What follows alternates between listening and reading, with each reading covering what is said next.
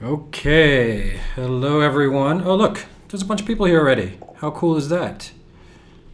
Okay, and I know a lot of these people. Can you all tell me in the comments, because I can't see you unlike our Zoom calls, can you please tell me if my audio and video are okay? Um, I guess just give me a thumbs up in the comments. So I'm gonna wait for that. We are 1 minute early, and we're gonna get started in a second. So hello to everybody who's already leaving comments, which is fantastic. Hello Kevin, Susan, Maeve, Phoenix, Peggy, Zoe, Daniel, Barbara. Audio and video looking good? Fantastic, good, thank you. I am using a streaming service. Sometimes these things are wonky, we should be good, but I'm glad everything is working. And we're gonna wait a second for people to show up, and then we'll dive in. If anybody has a question while we're waiting, we can dive into that as well. Don't be shy. Okay, thank you everybody. Yeah, and those who know me are already telling me where they're from, which I think is always fun. So I am broadcasting from Albuquerque, New Mexico, which is my new home. Just moved here a couple months ago. I'm very happy to be in the land of enchantment. And I would love to know where you guys are logging in from. It's always cool to see people from all over the world. So already we've got Luxembourg, Oregon, the UK, South Carolina, Denver, Ireland, Asheville, another North Carolina, Pennsylvania, Spain. How cool is that? Brooklyn.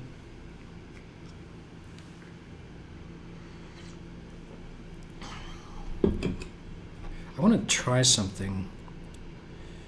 There's a way for me to... Sorry, I'm just getting to know. There's a way for me to highlight comments, but I'm not sure how to do it. Somebody ask a question so I can highlight it and see if it works. By the way, this is just going to be very casual. I've got my coffee, and we're just going to hang out. I'm going to answer questions where you guys can chat with each other. Bryant is in Idaho. I haven't been up to Idaho yet. In fact, I don't think I've ever been to Idaho. I've curved around there in my travels, but never quite so far up there. It is on my list. And yes, Barbara, I know that Olympia, Washington is also on my list. I will come up there one of these days. I do not have a Costa Rica retreat planned, unfortunately. It's sad news for me to say. Indiana. Jim, I don't know if you know this, but my mother's from Indiana, so I used to go to Indiana every summer. We used to drive out there every summer because we couldn't afford a real vacation, so we just went to visit family and hang out there. I do not want... do I want questions in uppercase? That's a good idea. Is that something that people do? Here, I'm going to... see. Ooh, there we go. Can you all see that? Can you see Zoe's question now? That's cool. Okay, here's a question I'll talk about. Can you talk a bit about external qigong, medical qigong, and fa qi? So these are terms that get thrown around a lot, and they're not always historical. Like the medical qigong, I've written about this. I talked about it a little bit in my book. Medical qigong is not really a term that existed the way it's being used today. It didn't exist like even 30 years ago. So these days, a lot of people use medical qigong to refer to qigong with two people, right? So there's a clinician or a therapist, and then the patient, and that's what they call medical qigong. And that is not really so accurate. Like medical qigong, the way I use the term, is qigong that's specifically used for self-healing that is for medical purposes, because there's other purposes for qigong, like martial arts and spirituality and things like that. So some of these terms get thrown around. Fa qi, I think, is a more traditional term. There were other terms for it too. That's more of the two-person stuff where you're emitting qi, where you're sending energy to another person. And so if you guys know me, you know that I like to root things in the 21st century as much as we can, find science whenever we can. I think there is a growing amount of science for something happening that's not as woo as it sounds, so that like the energy, for example, the Heart Math Institute has done all this energy on the electromagnetic pulse of the heart energy, and it can basically fill a room, things like that. So whether or not, and there's some research on like healing hands and things like that. There's something to it. It's just hard to explain right now, and there's a lot of trickiness in the subject. I think you have to be very careful when seeing somebody for that kind of stuff, because the training is not as strict. It's not quite as established as the real question to me is like, if you're going to see one of these external qigong practitioners, why don't you just go see an acupuncturist instead? Because usually acupuncture is going to be more cost effective. That's not always true. So for example, I had experiences in acupuncture school where I was able to do things with this kind of training, basically by transmitting energy, or whatever you want to call it, compassion, vibration, something, to patients in the clinic, in the acupuncture clinic. I was able to get results with some things that even like these top acupuncture professors were not able to do. So there's something to it. I just don't know what it is. And as far as learning how to do it, I think that there are some methods that are better than others. I think that the main thing is to be a very good practitioner and to get yourself healthy, which is something that we focus on a lot here. Okay. I'm just going to start diving into questions. And Jeff, are you here someplace? Jeff is helping me with moderation. We usually have good groups here, but just in case there's somebody, some weirdo in the comments. Okay, let me scroll down a little bit for questions. It's not a bad idea. Zoe had the idea of, if you guys want to put your questions specifically in all uppercase, because Melissa's not here for good reasons. It's her son's birthday party today, so she's not here to help me moderate. Jeffrey is here someplace, I think, to help me. Thank you for that. But if you want to make my life a little bit easier, you can add the questions in uppercase. Just hit the caps lock, and that would make it easier for me to see the questions. I'm in your Qigong 101. Is there anything specific you can suggest to help with eczema in terms of Qigong? So eczema is another one of those things that in Chinese medicine, including Qigong, is not one thing. In the West, we have this like a word like eczema, because and usually those things are like based on a symptom, like how it appears. So eczema appears as this flaking of the skin, but it's not always the same thing in Chinese medicine. So as such, there's not always the same solution. And I've been saying this for years, and I'll be saying it for years because it's the truth. But the problem is that people don't want to hear it. What they want to hear, here's what, I'm not saying this is you, Mike, but what a lot of people want to hear is like, oh, you've got eczema, and it's like, cookbook, like, oh, for eczema, you just practice this. That kind of Qigong prescriptions rarely works. First of all, people don't always do the work. They have to do the harder work, which is to establish a daily routine, to learn how to practice, to develop some skill in general, Qigong in general. So just like learning a specific technique for eczema is not that helpful. On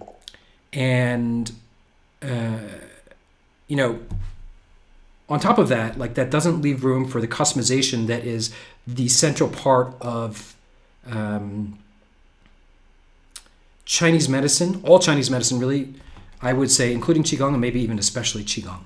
So we have to allow room for customization, and that's what the 5-phase routine that I teach is all about. So another way to think about it, Mike, is that in my approach, we can treat symptoms, like the symptoms of eczema, in phase 2 of the 5-phase routine, but then we let phase 3 take care of the root. So in Chinese medicine terms, we can treat the branches in phase 2, and the root of the tree, I guess that's what I'm doing with my hands. Who knows? These are the branches, I guess, and this is the roots down here. So branches in phase 2, roots in phase 3. So what would you choose for branches? I still think there's a lot of value in choosing exercises that feel good to you, because that's helping you to intuitively get to exercises that are doing something for you, whether or not it seems like they're good for eczema or not. But you can also do exercises for the lung meridian, or just in general the metal element. And we will cover that specifically later in the 101 program. Am I coming to the UK? I certainly hope so, Rachel. I just don't know when. international. I'm a little further from you guys now, unfortunately, but I would love to come to the UK. Is an easy one for me because we pretty much speak the same language mostly, and you seem to get my jokes, which is very important. So the UK is a very good place for me to go.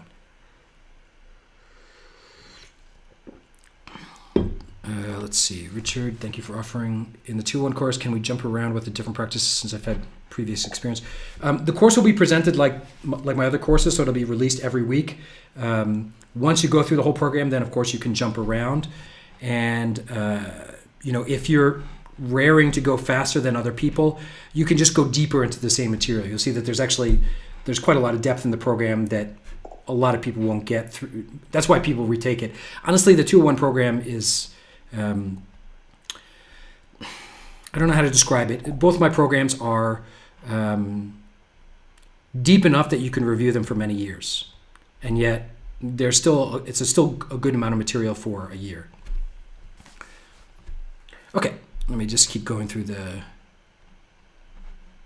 the questions here. I'll catch up to the present moment, and if there's comments, if you have follow-up comments, you can put them in you can put them down, but it might be a minute before I see them. Let's see. Lately I've developed swollen legs. A nice hospital, I assume a nurse or somebody, told me there's no blood prop or heart problem. What does it say? Should I continue? I mean, that's a question for your doctors, but I don't see why not. If you can walk, certainly if you can walk up a flight of stairs or something like that, then we can find qigong routines that are easy enough and gentle enough. I mean, that's like the hallmark of qigong. We can make it as gentle as we want.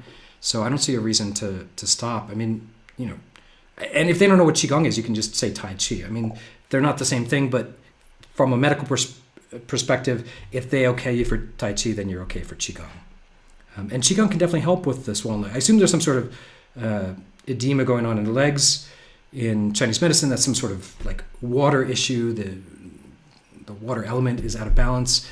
Qigong can definitely help with that, so I don't see why you shouldn't practice.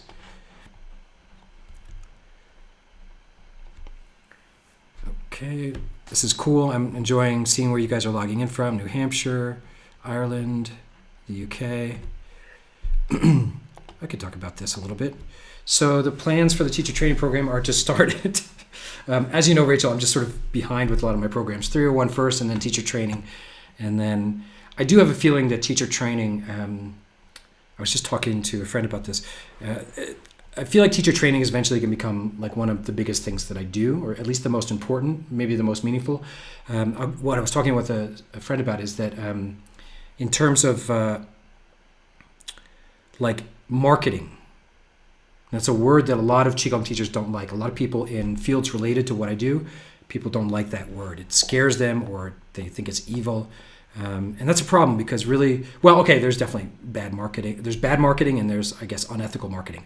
But there's ethical marketing that really is just a matter of good teaching. It's like marketing is a way of communicating the benefits of what you're doing to other people. And that's a problem in the qigong world. And while that might seem like something that's important in teacher training, it absolutely is. What is the messaging that you're using to your students and your potential students? This is something that I'm passionate about because no matter how much I teach myself, and I'm doing pretty well now in terms of reaching people. So in my studio, I was reaching, let's say, a couple thousand people in my brick and mortar studio in this college town. Now I'm reaching tens of thousands of people now that I'm online. And then through my teachers, if that's the next phase of my teaching, if I could reach hundreds of thousands of people or millions of people, that would be fantastic. And my idea of it is that it would be, the bulk of it that would involve the certification would be short and sweet. Short, roughly 50 hours, which is a low-level certification. It's not ideal, but it gets you going and it gets people teaching, which I think is important. And it also opens the door for you to get other certifications from other teachers, which I think could be valuable. To find good teachers that you trust. If they have a certification program that you think looks good, you can go through that as well. I think that's the future, rather than what I did, which is do an extended apprenticeship with one master who turned out to be, unethical in the end. Rather than do that, you can go get multiple certifications, do some intensive training with different teachers. I think that's the way teachers are going to be trained in the future. Oh, I like the all caps. Thank you. Do you do sound healing qigong? If yes, can you explain? I'm not sure what you mean. If you mean like sound coming in towards us, or you mean like using sounds during qigong. If you mean the latter, if you mean using sounds like making sounds, including some of the animal sounds like tiger or snake, using these sounds during qigong, then yes, we do use them. I do not teach yet. I've practiced it for years, really. The 6 healing sounds is something I might teach in the future. But honestly, we have so many methods that involve these vocalizations, is what I would call them, that I don't see a big need for the 6 healing sounds, but we could do it at some point.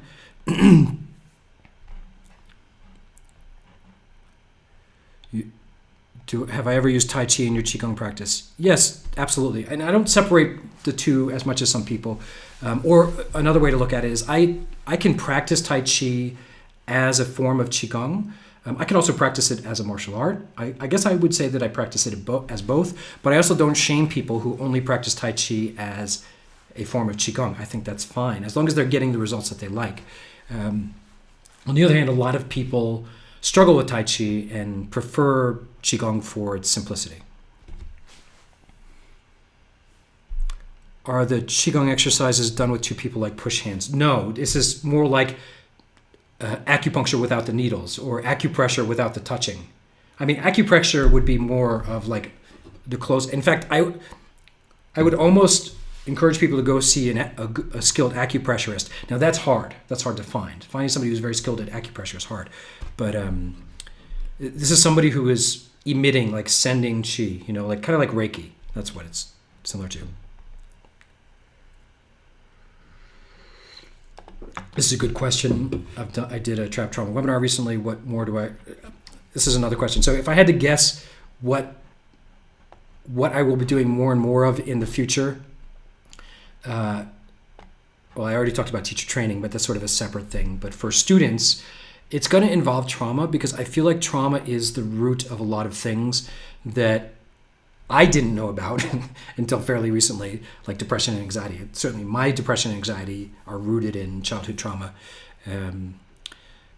But I feel like it's such a helpful way of framing things, and there is so much trauma, and it applies to both childhood trauma and adult trauma. So for example, the pandemic has been very traumatizing for a lot of people, and that is something that we're going to need to deal with as a society, a global society, for at least a generation, because it's going to affect multiple generations, really. But for at least another generation, we're going to be having to deal with that. And there's a lot that's coming out, and the more I learn, and this is from mostly Western research, the more I learn about trauma, the more I realize like Qigong needs to be part of that conversation. In fact, I think it needs to be front and center. It's because it's such a valuable tool in working with trauma. Hi, Vince. Dizziness caused by vestibular problems is a tricky one. I suggest you get acupuncture, and I suggest that you try Qigong and find exercises that you can do that don't, for example, exercises that involve a lot of this might be too much for your vestibular system. So you need an approach to Qigong that is very flexible and can help you to find exercises that will work for your vestibular system. What we're trying to do is regulate your vestibular system without aggravating it, right? And that can be a tricky process. Sometimes, we need to find the right techniques that we can do, but I think that Qigong is a good choice. It just has to be the right type of Qigong, and you have to be, the type of Qigong, I mean the method really. So for example, I would never push students to do a certain exercise if it's not comfortable for them. Sometimes they don't have the mobility or the wherewithal to do an exercise, so let's find something else. And that's how I teach. I teach a variety of techniques. You can pick and choose the ones that are right for you, and then all of those get they're organized within the context of the 5-phase routine, which is what makes it so holistic. Ooh, I like this all caps thing. That was a great idea. Thank you. So.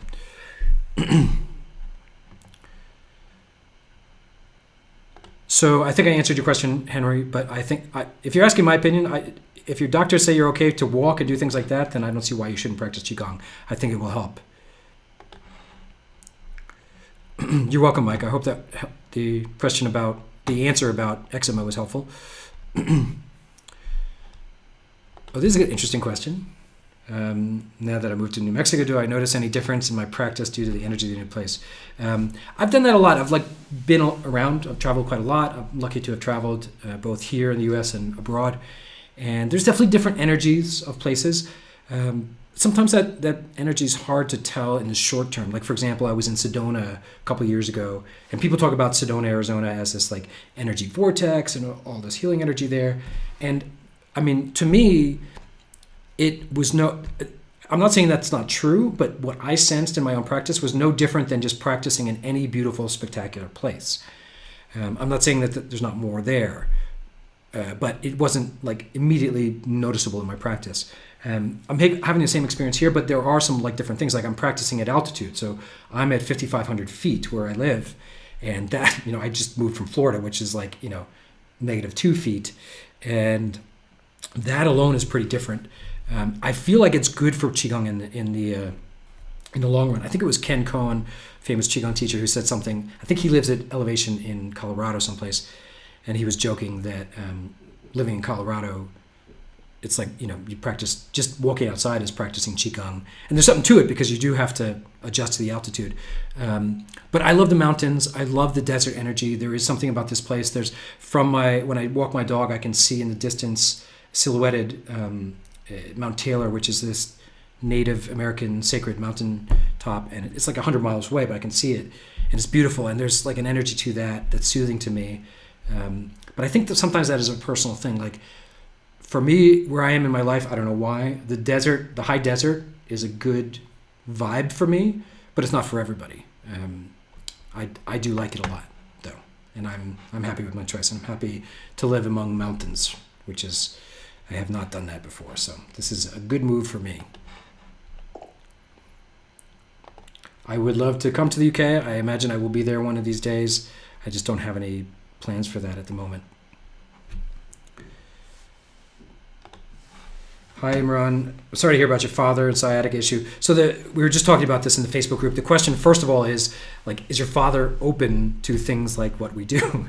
That's the big question, and it's hard because if you're in this, webinar, whatever you want to call it, live broadcast, obviously you're interested in qigong. Even if you don't practice yet, you have some interest in it.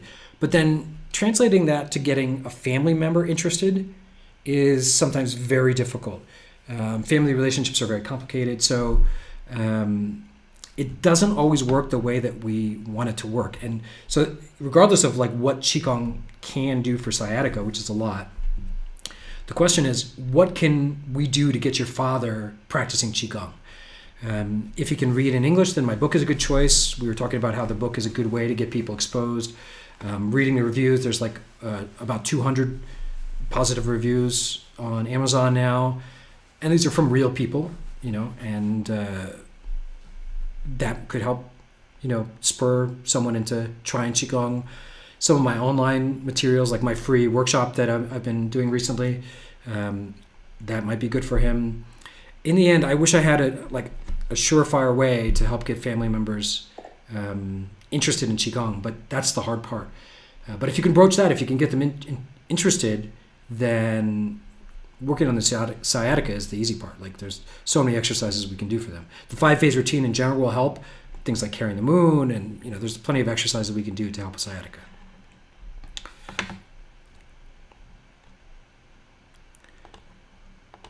This is a good question. In my school, no, especially longer sets. Doing 18 exercises in one session is not super productive. And there's no need to do all of them, and there's no need to do them in order. But this is predicated on you knowing and practicing the 5-phase routine. If you don't know the 5-phase routine, you might need to do, think that you still need to do 18 in a session, but because of the 5-phase routine is so holistic, and because we let the qi, the energy, flow spontaneously in phase 3, we don't need as much variety of techniques per session. But if you don't have phase 3 and some of the other phases too, you're not moving the energy around as well. So to counterbalance that, you may need more exercises, which is probably why some other schools do it. So in my school, I typically say that the sweet spot is somewhere around 3 to 8 per session. So per 5-phase routine session, which can last anywhere from 20 to 40 minutes. But you're just going to get diminishing returns. You can do it if you enjoy it and if it's like exercise and it helps you, but it's definitely not necessary if you're strapped for time.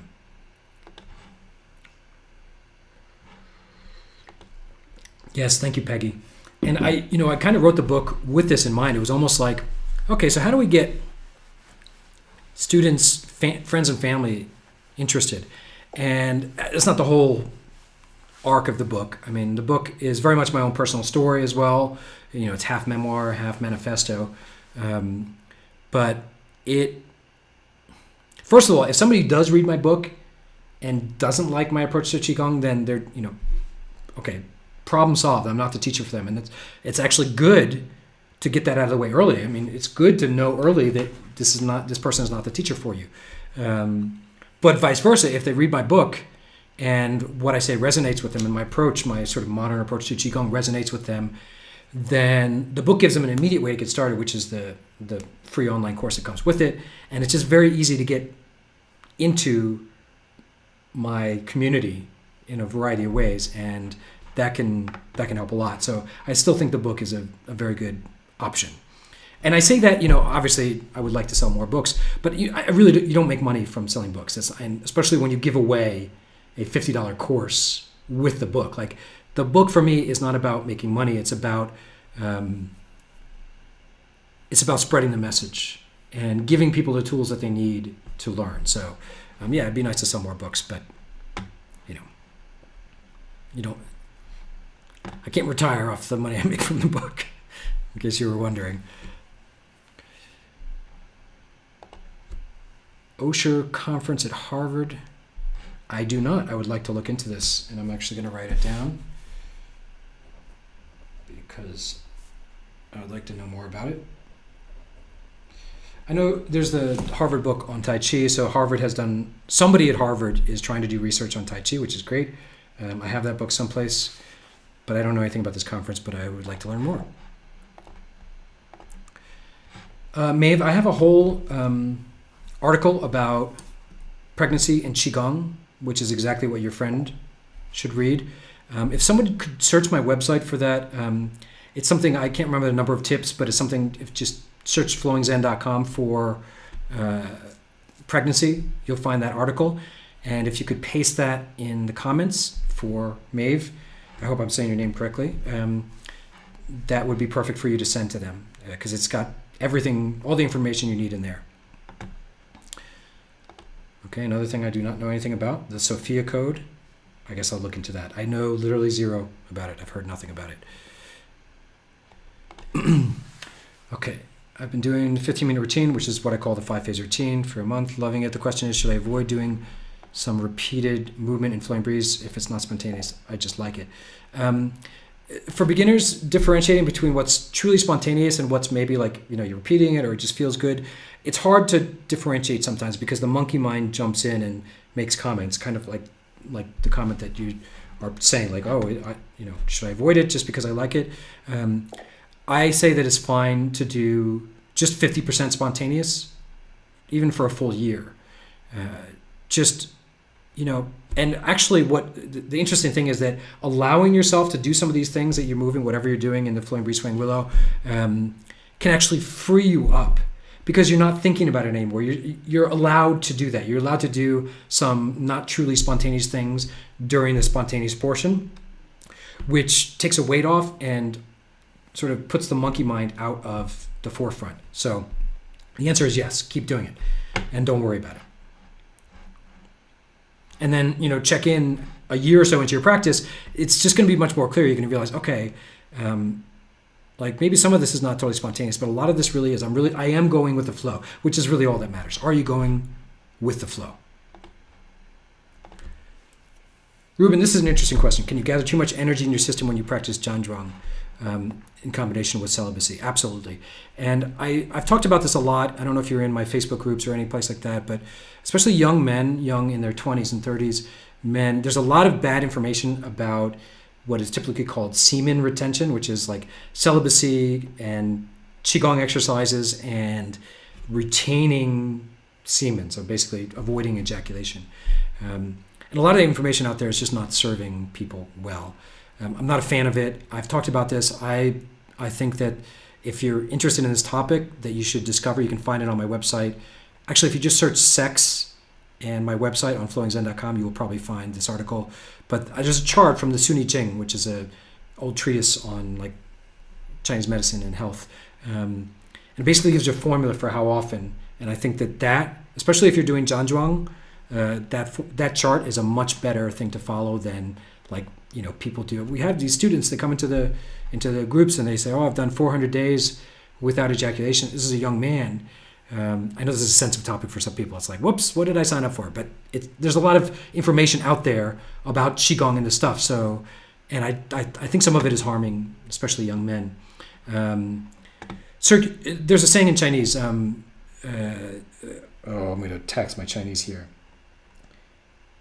先生气后养气, which just means first circulate qi, then worry about, like basically first worry about circulating your qi and then worry about gathering it. So Zhanzhuang is gathering qi. We're building a lot of qi. It doesn't emphasize a lot of circulating. And then hoarding, semen retention, celibacy, things like that, is also not circulating qi. So you can be way too far on the spectrum of just gathering qi and not enough on circulating. And you need to balance that out with circulating. The 5-phase routine that I teach does that automatically.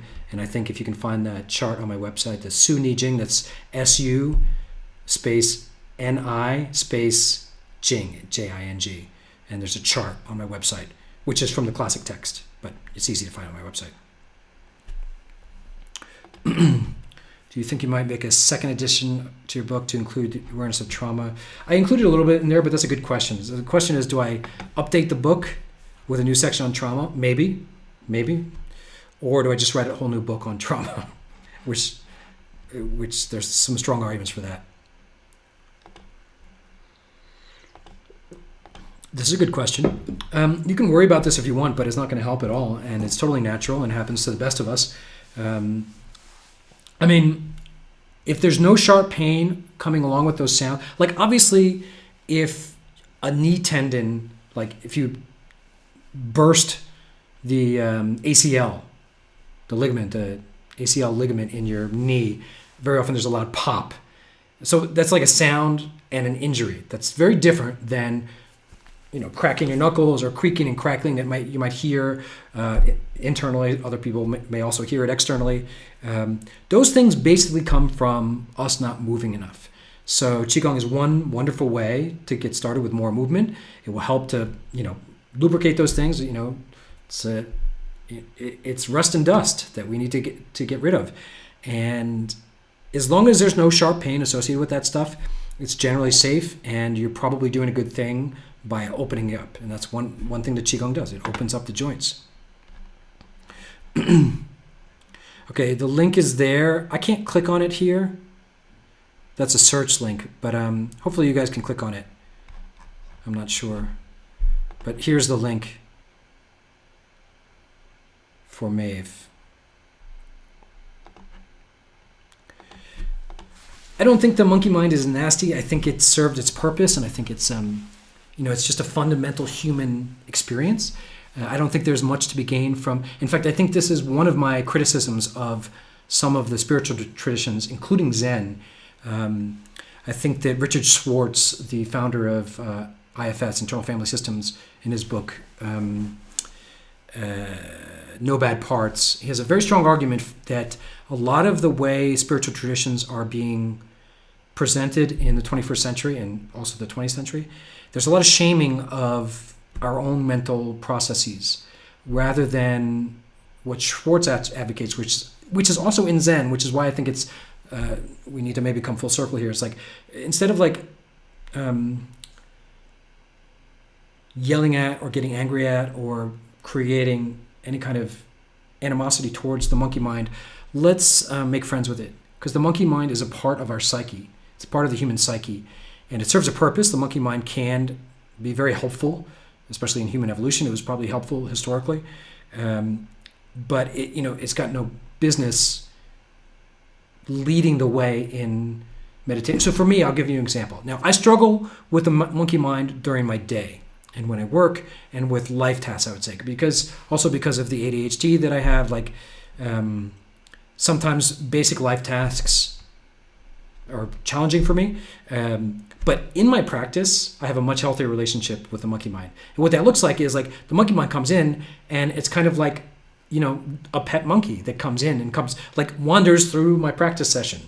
And I don't make fun of him. I don't kick him. I don't shoo him away. He's just free to do his thing, but he's not in charge of my qigong session anymore. And that's through practice. Like I had to learn through a lot of practice not to let him guide my practice. Like he can make comments, but those comments, I don't listen to them. Even critical comments. Like he can say, to be true, he can be nasty in the sense that the monkey mind can be mean, right? The monkey, he can say like mean things to us inside our own head. Even so, I think it's good for us to be kind to them. You may not have even meant it that way, but I think it was a good opportunity for me to explain that. So thank you, Alexei. Oh, this is a good question. Why do other teachers poo-poo spontaneous qigong? They don't understand it. There were a few articles written early on based on lack of understanding that demonized it, but those articles still have Google SEO value. And a big one is Christian fundamentalism. And maybe other religions too, but I've seen it most in Christians, where Christians, there's fundamental Christians that think that yoga is evil, and they think that qigong is evil, and they think that, and they make these arguments and they put out articles that get some traction, and then that stuff gets circulated. What I always say to these teachers is like, it's verifiably false. Like what people are saying, at least if they're talking about the form of spontaneous qigong that I inherited, what they're saying about the dangers is verifiably false. I've literally taught like not just thousands, but tens of thousands of people. I've taught flowing breeze swaying willow to tens of thousands of people, if you count live and online. And I get a lot of feedback. So I have a big data set. And one of the things we often see is that flowing breeze swaying willow fixes issues. Some of the issues that they're talking about as the problems with flowing breeze swaying willow, it fixes those problems that have developed elsewhere. So those two things can't be true. And in general, like if you just see how simple and effective spontaneous qigong is for people, if you just see it working, you would change your mind if, and this is a big if, this is a problem in, I suppose, any community, but we see it in the qigong community all the time. It's very hard to change someone's mind when their salary depends on them not believing it, right? That old saying, I'm not sure who that is, but if their whole teaching method involves something that doesn't include spontaneous qigong, sometimes they think that they need to badmouth it in order to prop themselves up, which this is another example of what we were talking about earlier. It's not a very good marketing method. There are better marketing methods. You can do a better job of finding students and making a living by teaching better and explaining the benefits of what you do rather than... Now, if there's genuine dangers out there, that's different. I think there are some genuine dangers out there. Criticize those, but you should have some experience with that. And I've met a few too many qigong teachers who have pretty much no experience with what I do, but still like to criticize it. Just, I don't know why. Okay, thank you, Jeffrey, for finding these. This is that one that we were talking about that has the chart in it, I believe. I've written so many blog posts now that I can't always remember, which is, I guess it's a good milestone. There used to be a time where I remembered all of them, but now I can't remember because there's over 200 of them, plus the book.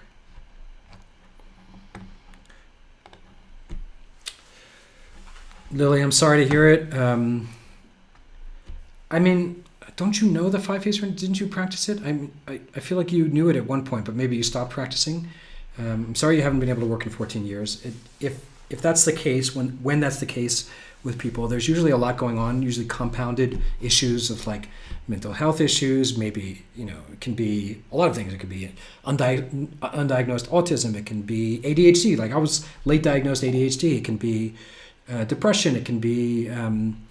there's a lot of things that can be hidden, and then it can be compounded with other issues from, autoimmune issues to whatever. And I'm sorry, I can't remember all the things you're dealing with, and it's not important. But in general, my feeling is, especially like if you're in this webinar, this is not just for you, Lily, but everybody else. But if you're in this webinar, the question like, can qigong help, is already answered. The answer is yes. A better question is like, can you practice qigong for 15 to 20 minutes every day with a pretty good quality?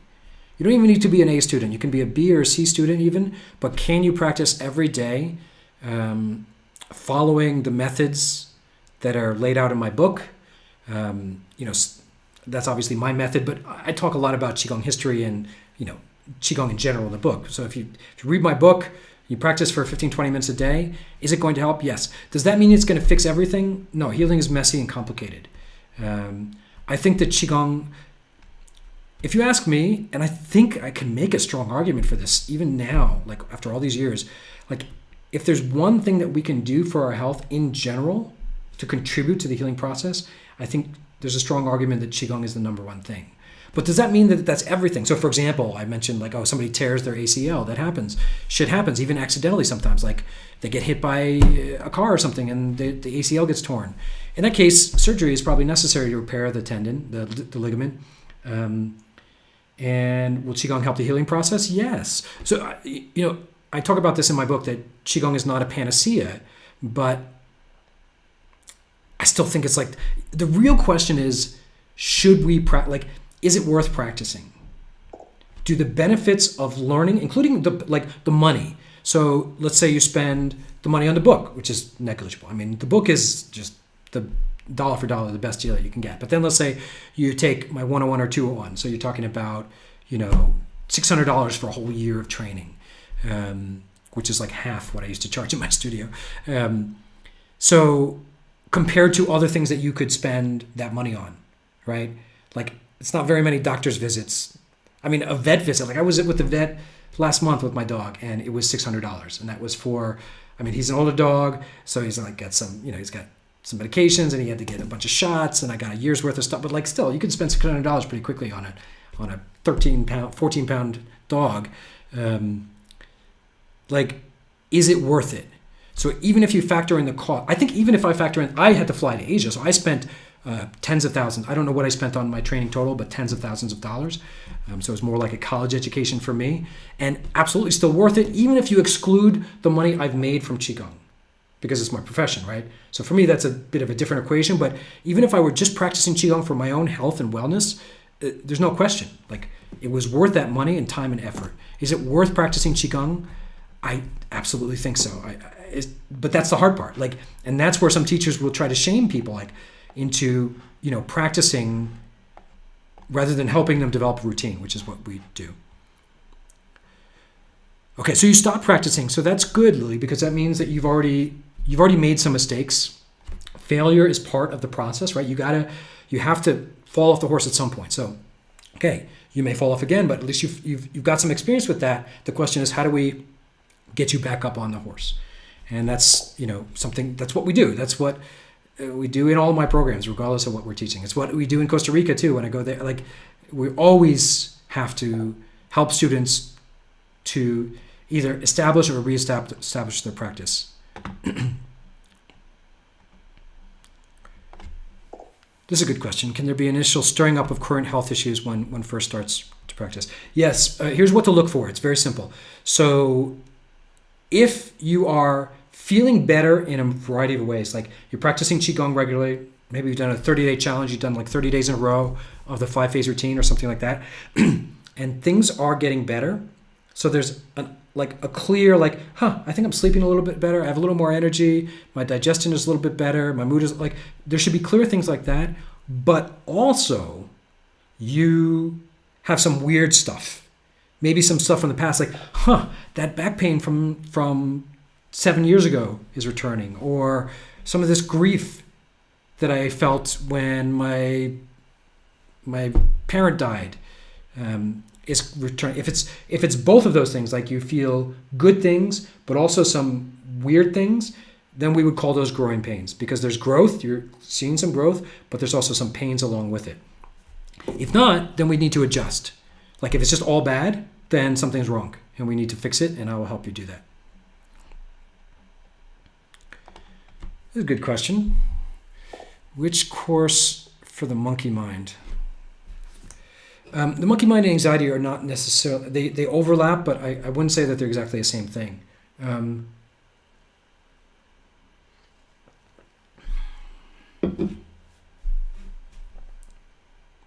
Is this for you, Siobhan, or is this for somebody else? Like, I guess the question is like, where is this student? What level are they at? If it's somebody completely new and dealing with anxiety and the monkey mind, I think the book is actually one of the best options because the book itself quiets the monkey mind. I know that seems weird because there's a lot of information in, but that information is necessary for a lot of people to start doing something like qigong. So I think the book might be a good choice. For a more advanced student, I'm not sure, but it might be something like One Finger Zen, which might be a strange answer to some people, which is a short qigong set. It's a martial qigong set. It's not even designed for healing. That comes at the end of the 2-1 program. But it has a lot of vocalization in it, like we talked about earlier. And there's something about the set that is kind of magical. And I don't know. I'm not the only one. I mean, literally hundreds of students have said this. There's something about it for anxiety. So if you haven't tried that, give that a try.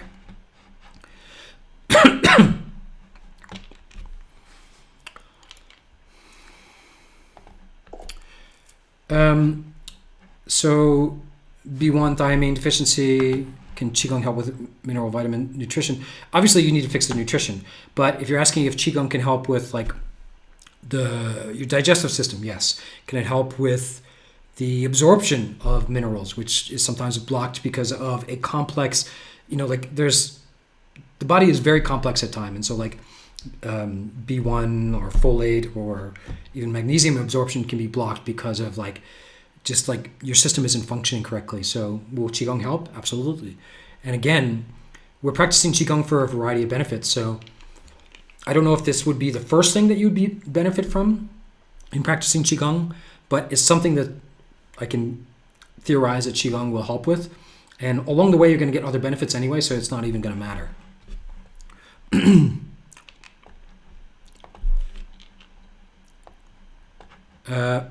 Jeffrey posted a link here, which I think might be helpful for some people. Hang on a second. I lost it. There it is.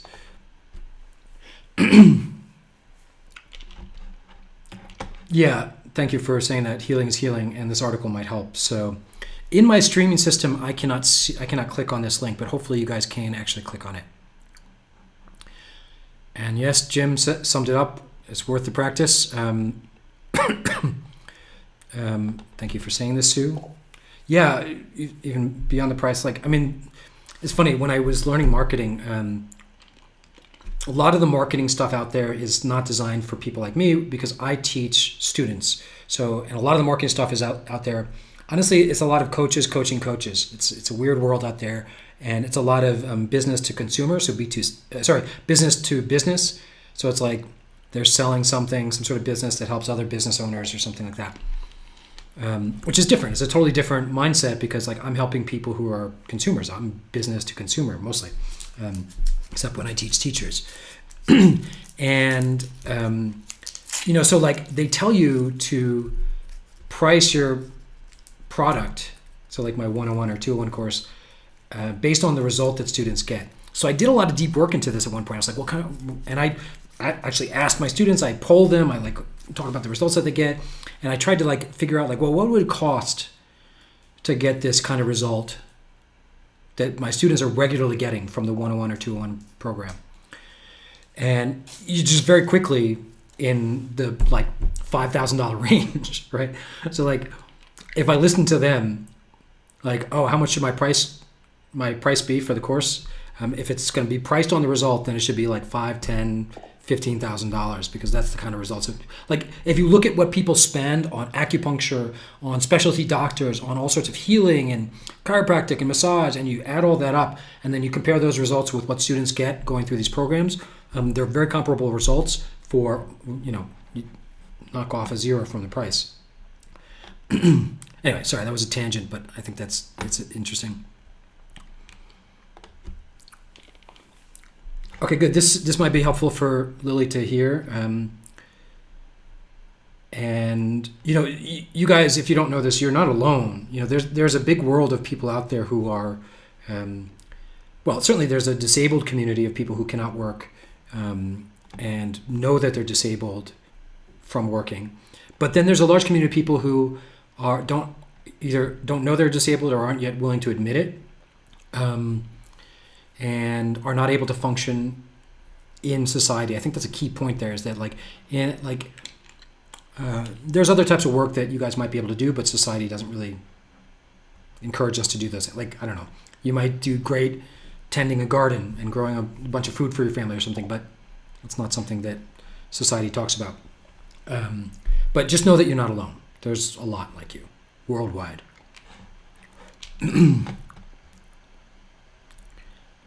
This is very nice. We have a wonderful community here, supportive community. See, and this is what I mean when I say that when you ask a question, it can help other people. It's so important because when you have this group vibe like this, you asking a question, especially if you summon up the courage now, somebody else might not have that courage today, but like they see you ask it and it like something clicks from not just watching you ask the question, but then like hearing the discussion about it afterwards. So please continue to ask those questions.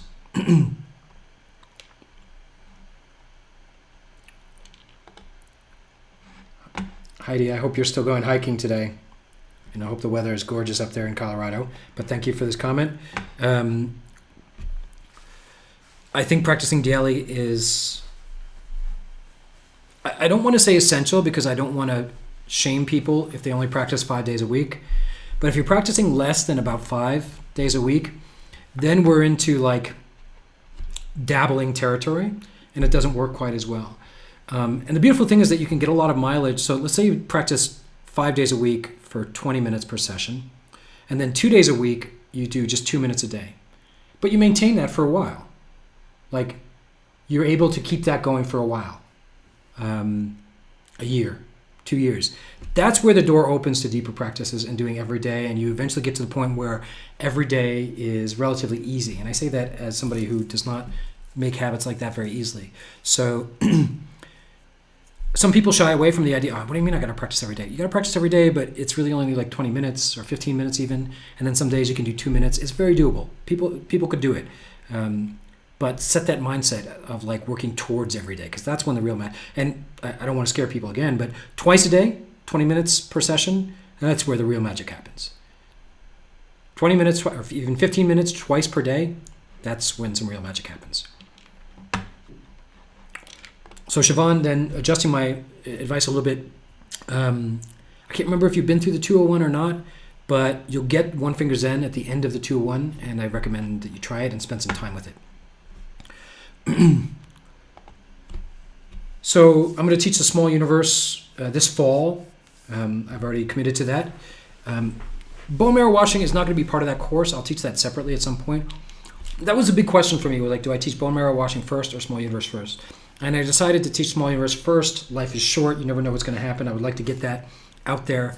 In an ideal world, it might be easier to do bone marrow washing first and then small universe, but it might just be marginally easier. And if we finish the small universe and do a decent job with it, learning bone marrow washing is going to be easy.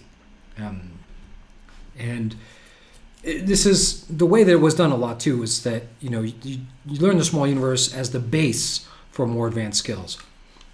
Which is more advanced, small universe or bone marrow washing? I'm not sure I could say. One directs chi along the orbit of the Ren and Du meridians, and the other has like 5 different ways of sending chi to different levels of the body to cleanse out the body and the energy system. Which is harder? I don't know.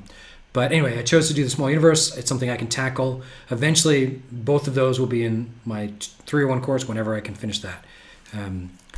But honestly, the combination of small universe plus flowing breeze, swing willow can accomplish a lot. Like people who want to learn bone marrow washing, other than just the novelty of it, you can get a lot of that through the combination of those two things.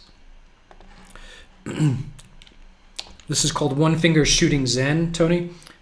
Something that it's a bonus in the 101 program. One finger, it's this, one finger shooting Zen. I do have an article about it, about just using the hand posture, and you can kind of hold it throughout the day while you're walking, and that does a lot, but it's not as good for anxiety. It's not as good as the set.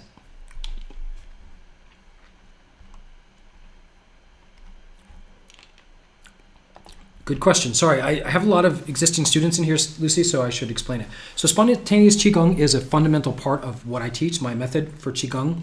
It's a method that I learned. My method is amended and adapted and changed. My method is different than what I learned from my teachers. But spontaneous qigong is something that I learned.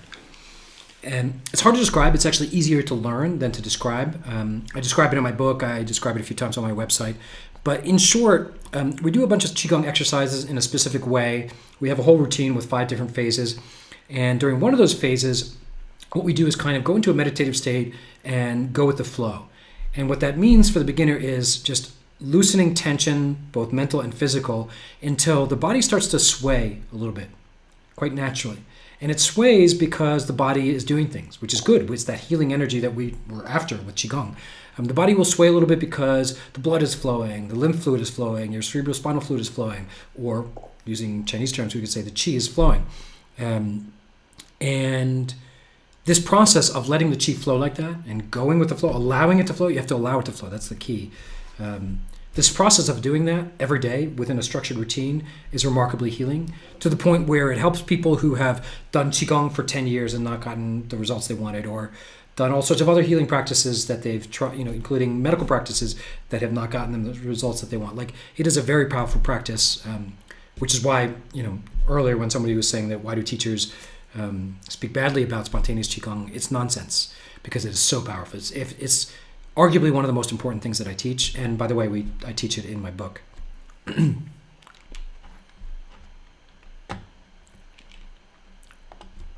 How can qigong help with mental health? I.e., out of control emotions, anger, frustration, fear of the unknown, all of which are familiar to me. So how does it help? Sometimes we don't know. We have qigong theory. We can talk about the flow of energy through the meridians and the organs and the emotions that are out of balance that are associated with each organ. And we could talk from a Western perspective of the flow of neurotransmitters and balancing out hormones and regulating brain waves in the nervous system. I don't think any of that matters. I think it's interesting. I talk a lot about that stuff in my book, but how something works is, I think, less important than the fact that it does work, and it clearly does. And we've got research now. Sometimes, for example, in research studies, they don't work on the mechanism. And I'm sure we could, if somebody wanted to do research and let me guide the research, at least the organizing the qigong portion of the research. There's a lot that we could prove that qigong does without necessarily being able to prove how it does it, especially with mental health. And here's a key thing to remember, Siobhan, is that the mental health world is actually at kind of a point of inflection. A lot of the theories that have been very strongly held and propagated for the last, let's say, 30 or 40 years in mental health are starting to crumble a bit, especially in psychiatry and pharmacology. One good example is the serotonin theory. I grew up on that theory of antidepressants and serotonin, and it's been pretty thoroughly debunked by now. It's not to say that antidepressants, if they work for you, that's fine. That's great. They do not work for a lot of people, but if they do work for you, you're one of the lucky ones. Congratulations. But it's not working because of serotonin. That seems to be pretty clear. So sometimes they get it wrong. The mechanism is wrong, right? So we thought it was serotonin. That's not what these SSRIs are doing, but they help. Well, some people. So whether something works is kind of separate from the mechanism, which I think we'll be there for at least another 30, 40 years with qigong until, well, part of the problem with cracking the code with qigong scientifically and medically is also going to involve cracking the code with consciousness, which is a tough nut to crack. Science has been banging its head against consciousness for a very long time, and they've made no progress. And I'm not totally sure that they can with their current paradigm. And consciousness is critical to what we do because of the Zen mind and the way we get into a meditative state, and the fact that the mind itself and the subconscious, we could call it the subconscious, is so incredibly powerful for healing. So the mechanism may not be understood for a while. But as much as we understand, I dabble in these topics in the book, and I think that I assume you've read the book, Siobhan, but maybe not. What are my thoughts on Reiki? I've received Reiki, and I used to teach at a retreat center with a very prominent Reiki teacher who had a lot of students, and that alone should tell you something. She wanted me to teach her Reiki students how to heal themselves. So even she felt that Reiki was not great for self-healing. So that's not meant to insult Reiki practitioners, but that's my experience with it. My understanding of Reiki is that a lot of it comes from Chinese medicine and qigong theory anyway. That the founder of Reiki was, a lot of that can be traced back to qigong originally. That's a good point, Heidi. Missing a day is good once in a while. Oh, good. I'm glad you're packing for camping. I need to get out there and do some camping, but I haven't gotten around to it yet, but I will soon. There's so many beautiful spots around me now to go camping. I'm excited. This is part of my method, by the way, for those who don't know. The 2-minute routine is part of what I teach. And so this is a good way to create more mileage with your practice if you can't do the full routine for some reason, or shit happens, because shit happens in life, right? Something happens, and you kind of don't want to ruin your streak, so you do the 2-minute drill instead, which can be remarkably powerful, surprisingly. Yes, me too. I mean, some people need to take their meds for various mental health issues. I need to take my qigong, and if I miss too many days, or if my practice is not good, I feel it. I feel the decline in my mental health. Yeah, we can't really measure qi. We can measure other things like, for example, if your blood pressure goes down, is that qi? If you practice qigong and your blood pressure goes down as a result, which can happen, happens to a lot of people, is that qi? In my book, it is. Some teachers, they'll argue with me. It's so funny. Now, in strict Chinese medicine terms, qi is a little more clearly defined, but in Chinese medicine, if we're going to simplify it, qi is so clearly a general term for a million different functions in the body, for this flow of functions throughout the body. So measuring qi is very difficult, but there are things that we can measure, and that's what modern science is doing. So weaving qigong with modern science is really not as hard as some people make it. It's just you need to expand your vocabulary a little bit, or shift your vocab a little bit. Yeah, I tend to agree with this, Susan, that materialism blocks scientists cracking the hard problem of consciousness, which is a big topic. We're talking about something that is a big topic in both philosophy and neuroscience. But anyway, we'll have to wait for them to settle that fight. How do you become aware of blockages? I think you have to have some sort of experience actually regulating the nervous system, and even I'd go one step further, having control. It's a big aha moment for people when they first realize that they have some agency over their own nervous system, and they're able to release some physical tension or emotional tension or anxiety, that they're able to do something on their own fairly reliably. It doesn't have to work 100% of the time, but what a lot of us find is that with qigong, we have some agency. So if we feel like shit, or monkey mind is really active, or we have a lot of anxiety, it may not be easy to do a routine, but if we can, then we do have some agency. And once you start to feel like that, you start to feel like you have to know what does it feel like to be relaxed, to have your nervous system regulated. Some of us go a long time without feeling that, so you have to know what that feels like so that you can get back there. And it's probably not kosher to say this. I've said it before that, for some people, if they're really struggling with this, like a glass of wine could help. Not too much. I'm not advocating drinking alcohol, but if you do drink wine, or one glass of wine is something that would help you relax, that could help.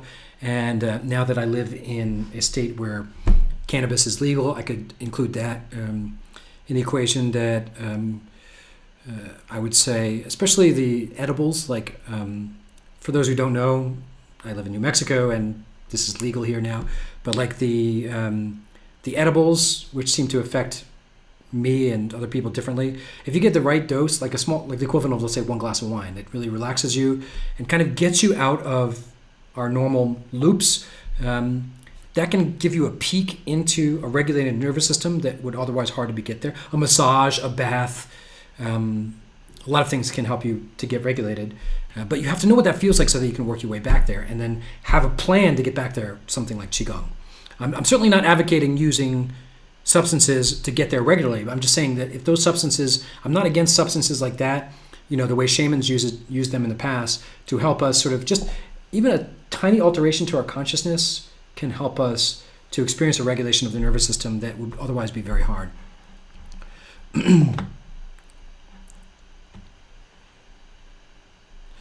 Yeah, and there's a lot of wisdom in this statement, but it's not as woo-woo as it might sound. Basically, what Zoe is saying is that I found a method to tap into my body's natural healing wisdom. We'll call it the qi. And I've learned to use that method and trust it, and I've gotten reliable results over the years. Like, it's not woo-woo to say, like, oh, I'm just going to trust. And, we're doing something. We're practicing qigong. We're not just, like, waiting for, what's that? Shakti put, the spontaneous, like, grace of enlightenment that they talk about sometimes in the Indian traditions. We're not just waiting for divine, like, grace. We're doing something. We're practicing regularly. We have a theory behind it. There's some science behind it. There's actually quite a bit of science behind it. Like, we're doing something, but we're not worrying about the details of, like, how the qi is working. I have osteoarthritis in my right hip. I'm in the 101 and reverse about 90%. Amazing. That's fantastic. I mean, is it possible to complete reverse? I mean, you just did it. Like, Hicksville. Oh, we used to play Hicksville in soccer. I grew up, I assume you know that I grew up in Great Neck. I went to high school in Great Neck. So this is one of the dangers of the medical model. Like, certainly there are amazing things out there. Like, okay, if you need a hip replacement, get it. It's kind of remarkable, right? Like, that's a remarkable thing if the hip really needs it. But there's also overprescribed surgery, and there's a lot, like, cases like yours regularly slip through the cracks of people who, like, reverse things, but then it doesn't go on the medical records the way it should. And this is one of the areas that's hard to study. Like, how many people have reversed osteoarthritis in their hip through things like qigong? I'm not saying qigong is the only way, but how many people have done that? We may never know until the medical model changes a little bit in their research methods. Have I known students to do it? Yes. Does it matter if you completely reverse it or not? I mean, 90% is remarkable. So you're doing something right. Continue tweaking your practice and keep going. Keep doing whatever you're doing. And what's that saying? Like, those who say it can't be done should not interrupt those who are already doing it. Welcome to the club, because people will say things like, you can't heal your back pain and you can't manage depression. It's like, I've been doing those things for a long time, so stop interrupting me. Yeah, here's another one right after that. I've been managing back pain with qigong. It's been amazing, so congratulations. Welcome to that club as well. Daily practice has been the trick to find the right exercise that allows me to function and the pain is starting to disappear. So that's fantastic. This is my spontaneous approach to qigong too, is like finding the right exercises rather than just being, told, and like finding through experience too, like learning a bunch of exercises, practicing them in a variety of different ways, and then being free and encouraged by your teacher to choose exercises that work for you rather than practice this set. Or some teachers, they only know 1 or 2 sets, so you have a limited choice. Fine, you can learn those from them, but you should have a broader repertoire so you can find the exercises that really work for you. I'm glad you're enjoying it. It's funny how much there is to talk about. Like, sometimes when I tell people, like friends or even family, like, oh, I've got a webinar, and they're like, so what do you do in these webinars? I'm like, well, some of them are mostly, like, this one today is going to be mostly a Q&A. I'm not going to really teach very much. And, there's like that awkward pause of like, well, what kind of questions? Like, and it's not a lot of technical questions. It's questions about, largely, the questions we get are about implementing something like qigong into modern life, which is a complex process. And there's a lot to talk about, which is why we're talking for an hour. Okay, Richard, we'll see you later. Yeah, if you have to leave, obviously, you can watch the replay later. Yeah, this is part of my method, actually. It's not just something that I casually do. It's actually part of my method is encouraging students to use and learn to trust their intuition. Because intuition is just another word for parts of your brain that you can't access through the frontal cortex, right? The frontal cortex is sort of more to the front, and it's like more of the logical, systematic thinking.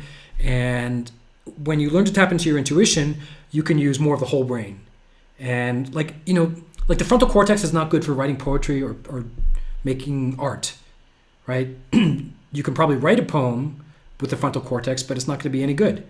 So we need to tap into our intuition or our creativity. Like those are words for basically talking about using other parts of our brain and our nervous system, which is what we're trying to do. So thank you for pointing that out, Jeffrey. Can taking painkillers block the flow of qi? Yeah, and we know that scientifically. If we expand our definition of qi, we know that too much Tylenol, for example, Tylenol is more dangerous than we thought, and you should really limit take Tylenol if you need to, especially if you've had surgery, but try not to take too much of it. And even aspirin has issues if we take too much. Like, I think it's better to get off painkillers, which I think is why qigong is so important, because it can help us manage chronic pain. But is that qi? Yes. I mean, if qi is okay, let's even just take aspirin. Like, one of the benefits of aspirin, which is thinning the blood, is that qi. Technically, in Chinese medicine, that's blood, which is separate from qi. But if you're thinning the blood, you're affecting qi. Now, for some people, that's good. That's the way we want to affect it. But for other people, that is not good. But is it having an effect on the qi? Absolutely. But I think the real question there is, like, should you take painkillers? As little as possible, but you have to deal with the pain somehow. And there are a lot of ways to do that. There's a growing option of ways to deal with pain, which is good, because especially opioids obviously have a lot of negative effects. Okay, ketamine is in a slightly different category. It's because it's not really truly a painkiller. Does it affect your qi? Absolutely. I have not done ketamine. I was thinking about going through ketamine therapy, but I've researched it quite extensively. And I think they technically put it in the category of hallucinogens, even though it's not quite hallucinogenic, or it's a psychedelic. I'm not sure what the classification is, but anyway, it's still legal, and it can help a lot of people. But I would say that ketamine affects your consciousness, which in turn will affect your qi. I don't know, there may be side effects to ketamine. I don't know a lot about that. I mean, I know there are certain issues, but I think the real mechanism with something like ketamine or magic mushrooms, psychedelic mushrooms, or things like that, or MDMA therapy, all of these things are being researched now for mental health. The real mechanism there is in the altering of consciousness, which is a powerful thing. Now, with one caveat, there was a recent research I watched this research on psilocybin mushrooms, and they found out that one of it seems to create a greater neural network. It really networks the brain in a very positive way. And one of the things they realized is that this mechanism of improving the neural network is separate from the psychedelic aspect of the mushrooms. It seems to be something in the mushrooms themselves that helps you to sort of grow more neurons, which is a wonderful thing. But anyway, I think we have to also pay attention to the shift in consciousness, not just the physical aspect of the medicine. Yeah. So with your students, you just have to lead them to a state of regulation so that they can work on getting back there. It's not about shedding it. It's about learning to have agency over their own nervous system. And I mean, they're probably dealing with trauma as well. So we have to learn how to regulate our own body, mind, and nervous system in a world that is constantly going to be trying to dysregulate it. And, if you can help your students get into that state, then that's a big service. Good. I'm glad the Q&A was helpful for everybody. Let me see if I can get caught up on the comments. I think I'm almost caught up. Yeah, facing them is better. I mean, this is just semantics about what words we choose. Again, facing them can also be tricky because, like, some people, if they try to face their traumas head on, like, for example, EMDR is a form of therapy that I did myself and I found helpful, but it's very intense and probably not for everybody.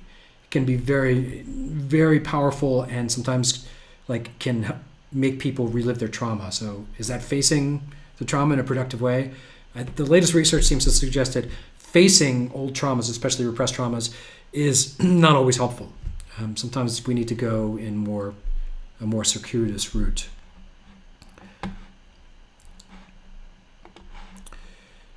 Ayahuasca. I did ayahuasca years ago, legally, purely because in Costa Rica, one of my students, who was the last person I expected to hear this from, she was a 70-something, just this well-kept woman, very graceful, mother of a student who was there. He kind of dragged her there, and she told me she had dealt with depression for 50-something years until she did this ayahuasca ceremony. And her story was so compelling that I sought out this Peruvian guy and did a ceremony with him. And I think it did help. I think that ayahuasca is a little bit trickier, and he knew what he was doing, and I'm glad for that. I feel like I probably should have had several sessions with him, which was not feasible at the time. I can't recommend or discommend ayahuasca as a therapy, but I think it's interesting. And again, I think it's an alteration of consciousness that can help people. But it was just so interesting coming from this, like, this older lady who's kind of the last person you would have expected to be telling you to do this, like, psychedelic drug. But I followed her advice. I'm glad I did it. I didn't get the same effect that she did. She said she did it twice, and her depression was forever manageable after that, which is amazing. Oh, that's interesting. I didn't know about ketamine for CRPS. But yeah, it's an anesthetic. They use it still in emergency rooms, I think. Yeah, ketamine's a whole different discussion. How did we get on? We've been talking about, like, mushrooms and ketamine and ayahuasca. I guess that's my fault for bringing up some of those topics. But I think those topics are fair game to be talked about. 20 or 30 years ago, it was harder to talk about these things, but now, like, literally, I live in a state where I could go to the store and buy, cannabis totally legally. Okay, I think I got through all the questions. If there's a question that I missed that, like, really needs answering right now, can you please just repost it quickly and I'll answer it right now. If not, we'll call it a day. There's an interesting. I haven't read this article about ayahuasca, but Jeffrey posted something in there. If anybody has any questions, let's get them answered before we call it a day. I hope this was helpful. This is how a lot of our Q&As go in the 201 program. Now, it's also specific to, there's questions about the program, because remember, with my 201 program and my 101, we are going through the program as a cohort. We're going through it together. You and your fellow students and me, we're all going through it together. Now, what happens if you miss a couple weeks or you miss even a couple months? Okay, well, online learning allows you to go back and review it. But you could even come in, let's say we're 6 months into the program. You've missed a couple months, but you come into one of our Q&As, which would be very much like this, except I can also talk to you and see you in Zoom if you want. You might ask me, like, I've struggled, I fell off the horse for a couple months, how do I get back? And I might ask you a few questions, we'll have conversations, and we'll find a way for you to get back into it.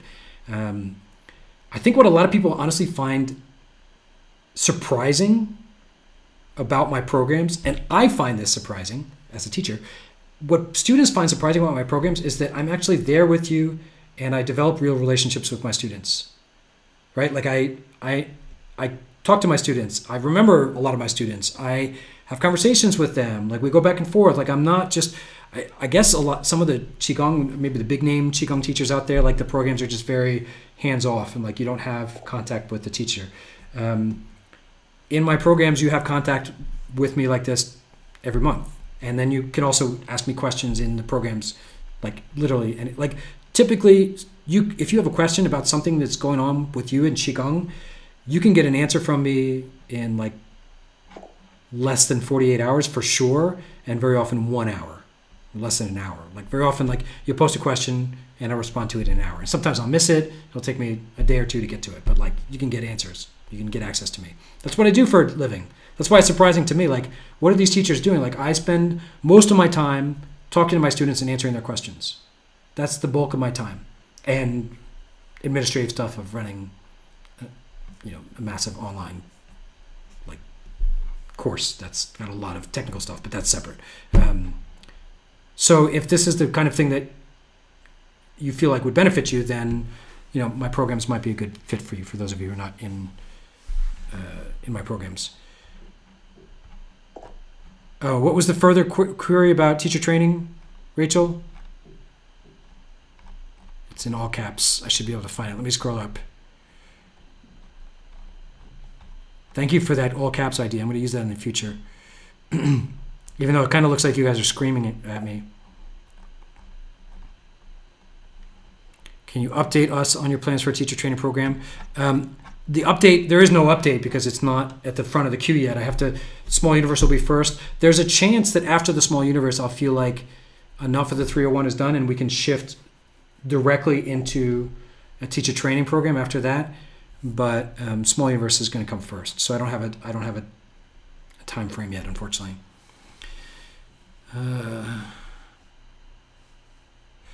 Yeah, this is a big... everybody on the West Coast is doing this, microdosing magic mushrooms. There's a lot of research into this now for mental health, and I know that everybody in San Francisco is doing this. So interesting that these topics are coming up now. I'm all for it. I'm all for anything that helps with mental health. What was your question, Siobhan? Can you repost it? I'm looking for it. About the painkillers? Oh no, Siobhan. Wait, where's... Okay, can you guys... Yes, Melissa's got a birthday party, her son's birthday party, so...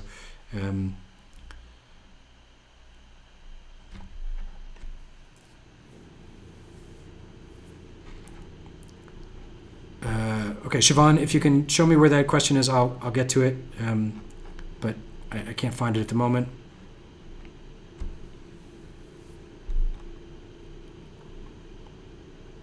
And yes, remember the replay will be there if you want to watch this later. So it'll just be there on YouTube. I don't know how long it takes, but I think it's instantaneous. You can just watch it whenever you want. And hopefully I don't know how it works on the replay, but I hope that it shows the questions. I didn't think about that. I probably should have read the questions out loud, but anyway, you can scroll through that. And then when we do in the 201 program and a 101, these webinars, when we do them on Zoom, they're indexed afterwards. I have a student who I hire to index professionally. She's very good at it. And so there'll be a whole index of everything we talk about, and you can jump to the timestamp if you want to. So if you just want to jump to a certain portion of it, you can jump to it. And I actually have an archive of I think 60 something. I don't know how many webinars. It's years worth of webinars in there, so you can search topics, and it's all searchable. So it's a very helpful. It's a very helpful research inside my programs.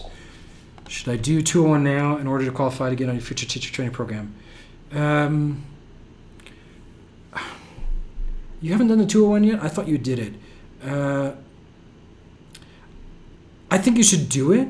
I can't believe, I'm sort of surprised you haven't done it. I feel like you should do it anyway. Is it going to be a strict qualification for the teacher training program? I can't say that. I can't say that you'll have to have done it, but it's going to be a very valuable resource. So I don't have a clear answer for you, unfortunately. We can talk about it, Rachel, if you want to sort of contact me, what you specifically should do, and maybe we can come up with a solution that works for you. Sergeant Pepper is napping, but thank you, Joanne.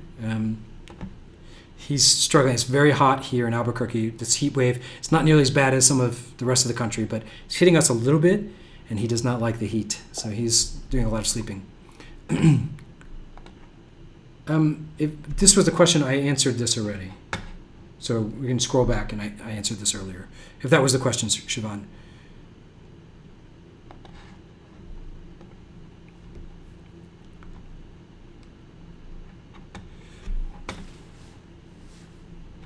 Oh, so this is, I guess, this is what I don't know about, because I mean, I've taken some of these courses, but I guess it's hard for me to see. But like, I guess some of the teachers have a big wall between them and their students,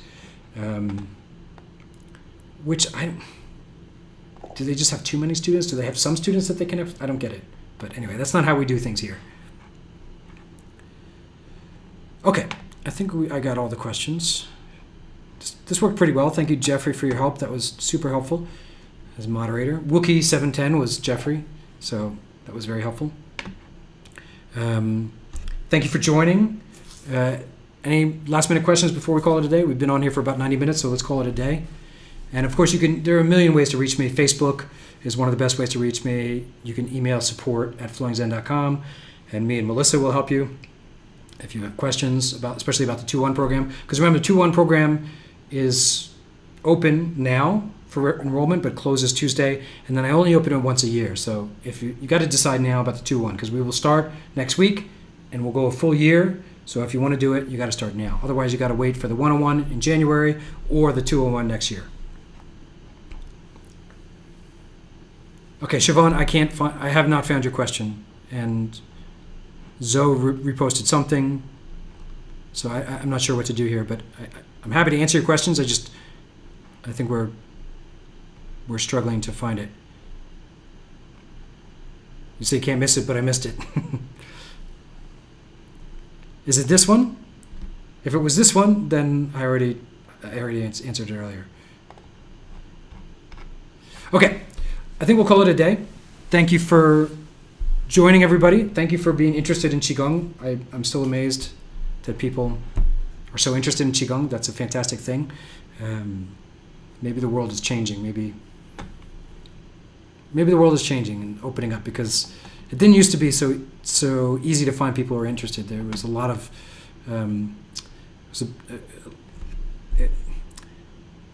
I would say, resistance to the art in general, or arts like Qigong, and I think that resistance is dissipating, which is a wonderful thing. So anyway, thank you for your interest. Oh, I missed your question. Where's your question? Seven Klinger. I feel like some of these questions are maybe not popping up. Like maybe they're not coming up into my, I guess that's possible too, is that they're not coming up through my live stream somehow, because I'm in a different software. I'm not on YouTube right now. So I don't think I saw that question. And I apologize. I'm not sure what to do about it unless somebody can repaste it for me.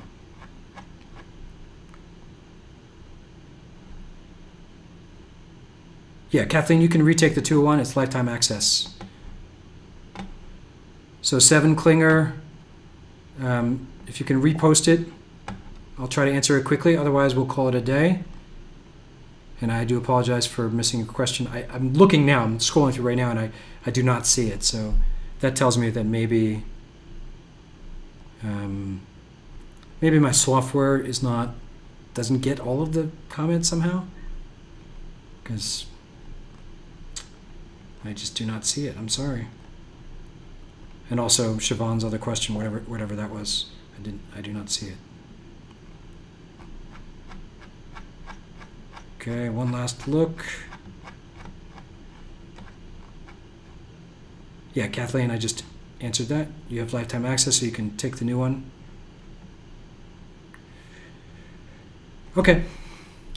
All right, well, let's call it a day. Thank you for joining. Have a great rest of your weekend.